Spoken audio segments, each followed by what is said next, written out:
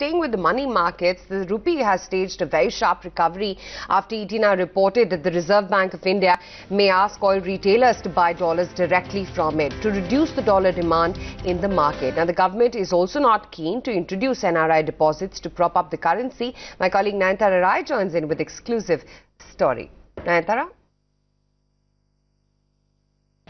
There's been a loud clamour for the government to introduce the NRI deposit scheme, or the FCNR, foreign currency non-repatriable deposit scheme, the way it has been done, so at least on 3 different occasions, the last time being in 2013. The Modi government of the view that the situation is completely different from what it was in 2013. Your macros are stronger, there are higher forex reserves, inflation is lower, and the LIBOR is far more expensive, which would make the entire NRI deposit scheme and the FCNR far more expensive. What is it in a nutshell? It's basically a scheme which allows the non-residents to deposit foreign currency guaranteed by the Reserve Bank and earn a fixed rate of interest.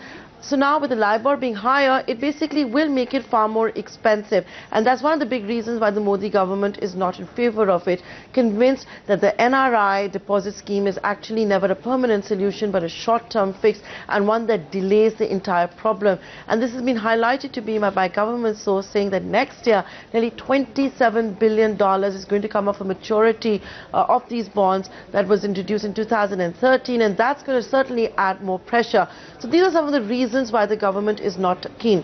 Now, even like I told you, it's foreign currency that is deposited here. Look at the United States. You have an interest rate of what, about 2%? Here you'll get minimum what, 9%? That's an arbitrage of nearly 7 to 8% minimum. And the government of the view that something India cannot afford right now, that India should not be paid for right now, this kind of arbitrage that would exist. And the foreign banks may be disappointed hearing this. It could have helped them increase their business a lot, getting the non-residents to participate in such a scheme.